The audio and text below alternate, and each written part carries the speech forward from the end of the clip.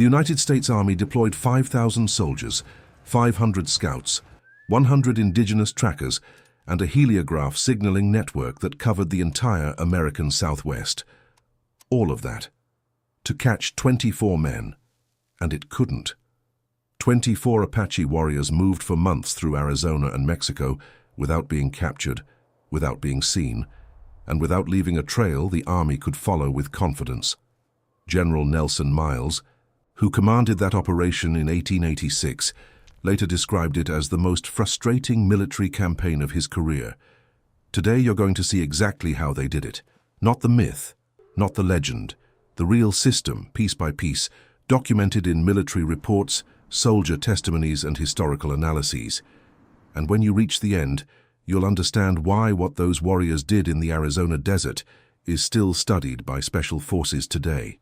To understand how an Apache warrior became invisible, you first have to understand something the American Army took decades to accept. Apache invisibility was not a natural gift. It was the result of a training system that began when the boy still couldn't hold a bow. Sean McLaughlin, an archaeologist who spent 10 years working in Arizona and author of Apache Warrior versus U.S. Cavalryman, puts it this way: the Apache were masters at using the terrain to their advantage because their itinerant lifestyle gave them a deep knowledge of the land. They knew the best places for an ambush or a hiding spot and where to find water and game. But that knowledge wasn't acquired by reading, it was acquired by living. From childhood, future warriors learned to read the terrain the way others read a map.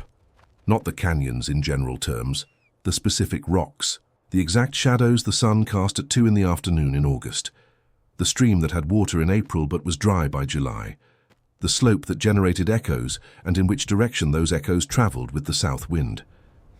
You can't improvise that on the battlefield.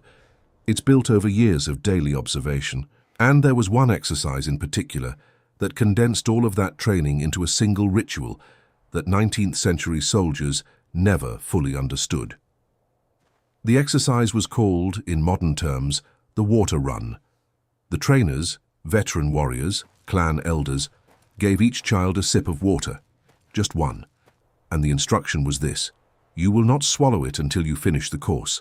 Miles of rock, sand, slopes, ravines. With water in your mouth, forbidden to swallow it. The objective was twofold. First, to force nasal breathing, which in the extreme heat of the Arizona desert is considerably more efficient than breathing through the mouth and reduces moisture loss. Second, to build something far harder than physical endurance, to build the ability to override the body's most basic instinct when operating under maximum stress.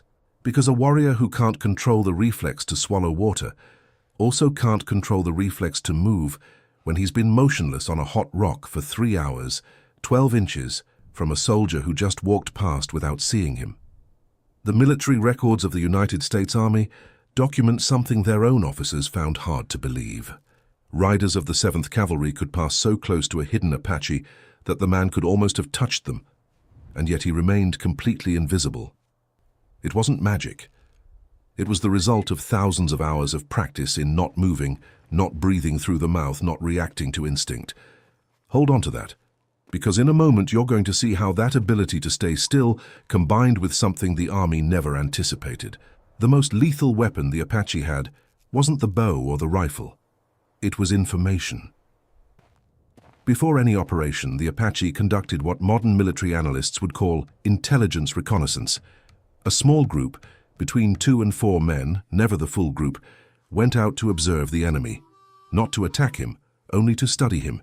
They could spend an entire day following a column of soldiers without being detected.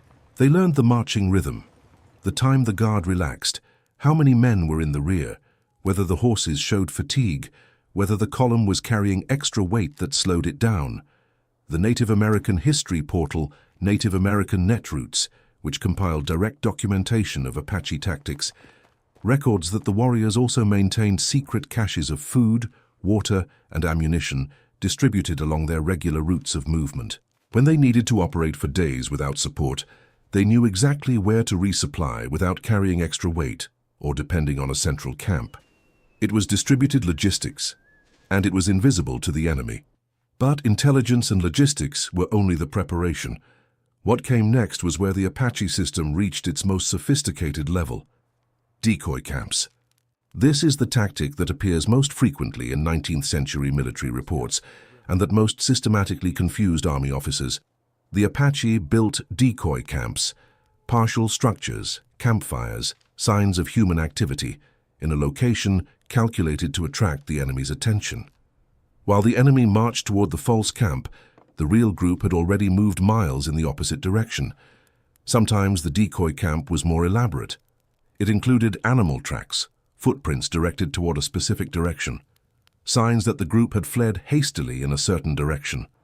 The soldiers followed those leads for hours, sometimes days, while the Apache watched them from a completely different position. The comparative analysis of Apache tactics published at Roger Thunderhands documents that the warriors were masters of deception. They created false trails to confuse pursuers, making it extremely difficult to track them with confidence. This tactic didn't just buy time, it physically and mentally exhausted the pursuing units. And here's the part nobody mentions. Psychological fatigue was a deliberate tactic. When soldiers followed a false trail for hours, only to find nothing, and then another, and then another, the impact wasn't just lost time. It was the exhaustion of the officer's confidence in his own ability to track. It was the doubt planted in every man of the column. Are we going in the right direction, or are they leading us exactly where they want us to go? Lieutenant John Bourke, a cavalry officer of the United States Army who participated directly in the Apache Wars, recorded in his notes, "Apache chiefs and warriors were men of remarkable mental power, physically perfect and mentally sharp. They were the last hope in the face of every obstacle." But there is one element of the Apache invisibility system that surpasses all the others in tactical elegance, and it has to do with something the Army could never replicate, no matter how much budget or technology it deployed: the knowledge of silence. The Apache didn't just know how to hide visually. They knew exactly which sounds belonged to the Arizona desert at every moment of the day, and which ones didn't. The call of an owl at 2 in the afternoon doesn't happen. A coyote howling at the wrong moment is a signal. The sound of a bird taking flight too suddenly from some bushes means something startled it from the ground. Apache warriors used these same principles to communicate with each other without detectable human sounds. They imitated the calls of specific birds to transmit signals. Researcher Roger Thunderhands documents that the Apache went so far as to create sounds like the cry of a wounded animal to lure curious soldiers toward positions where an ambush awaited them. And when they needed to move in total silence, they could. The analysis of Apache combat tactics published at Indian Reservation documents that a trained warrior could move through the densest vegetation with barely a whisper, literally becoming a shadow among the other shadows. This ability wasn't innate. It was the direct result of thousands of hours of silent movement practice from childhood, which included games that were actually stealth exercises disguised as entertainment. Now the piece that connects everything. In 1886, General Miles deployed something the Army had never used before on American territory: a network of more than 24 heliograph signaling stations, mirrors that reflected sunlight in Morse code, to coordinate 5,000 soldiers in real time across the entire Southwest. It was the most advanced communication technology available at the time. And still, Geronimo and his 24 men, women and children, evaded them for months. Because the Apache system didn't depend on technology, it depended on something no heliograph could replicate: the accumulated knowledge of decades, transmitted from warrior to warrior, about exactly how to move through that specific terrain without leaving a trace, that someone who wasn't Apache could read with confidence. The Apache knew their pursuers couldn't read the terrain the way they could, and that was enough.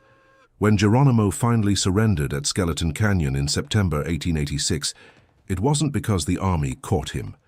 It was because Geronimo himself chose to surrender. His warriors were exhausted. His people had suffered too much. But until the very last moment, the system that made them invisible worked exactly as it was designed. The soldiers who fought in the Apache Wars wrote about them with an astonishment that appears again and again in the military archives of the 19th century. They didn't write about savagery. They wrote about precision, about intelligence, about a warfare system so well designed that it seemed to operate under rules completely different from those of the regular army. And they were right. The rules were different. Because the objective was different. The United States Army wanted to win battles. The Apache wanted to survive, as a people, as a family, as a way of life.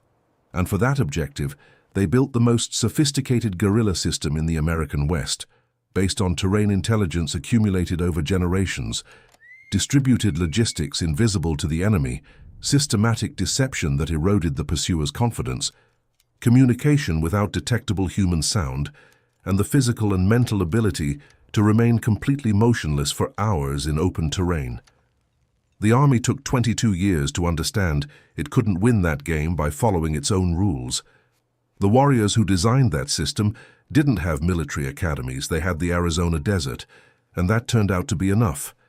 If this video opened up something you didn't expect to find, there are more stories like this waiting for you on the channel. Strategies the history books don't explain, systems that changed wars without anyone writing about them the right way. The next one is already here.